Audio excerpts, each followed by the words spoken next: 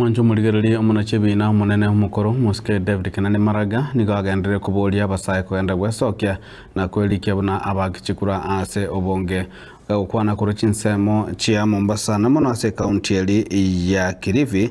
Maraga nigo agente komachia serikali boigo ase emirobeli yaye ase agendere kwanekia buna gose anse aboririe abasaye kumubwatisia asobo chale bane bumwaka buchiribwera na 2025. Sheria inahitaji kama muko pati muwe na ofisi kuwa na ofisi chache kabisa, at least 24 offices in the country. Hiyo ni kusema zaidi ya nusu ya makaunti yote ya nchi yetu. Tuko sasa, hii ofisi itakuwa ya 24 na tunaendelea kufungua mengine katika pahali mingine ndio tumukie wananchi. Yangu tu ni kusema ya kwamba mumeona nchi yetu iko wapi. Mumeona vile mambo inaendeshwa nchi yetu. Vile ufisadi inaendeshwa nchi yetu. Vijana waendi shule, hospitali ndio hizo zimesimama, daktari wanagoma, lecturers wanagoma, SHA imeshindwa. Sasa mambo imeharibika.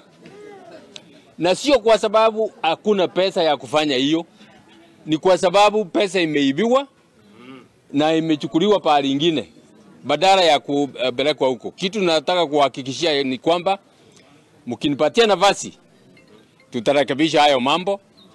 Pesa ya serikali itatumika kulingana na vile inatakikana kutumika,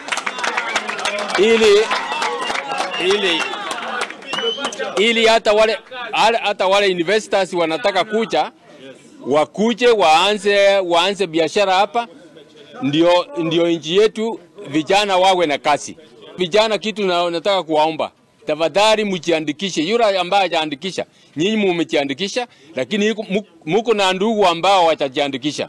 Zungumza na wao wajiandikishe, wakuwe na kura, ili siku ile ya kura tupige kura. Na kitu ingine tafadhali, watu watakuja hapa na pesa, akupatie pesa, lakini fikiria huyo mtu kwanza, hiyo pesa ametoa wapi?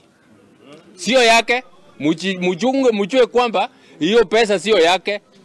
Hiyo ni pesa amewaibia, anakuja hapa na wapatia, mnampigia kura, tunaendelea kuwa pahali hapo. Tunaendelea kuwa hapo na zaidi, hata tutaenda chini. Musikubali kudanganywa na pesa kidogo, shilingi 500, shilingi 1000. Hiyo 1000 itakuja kukusaidia nini? Hakuna.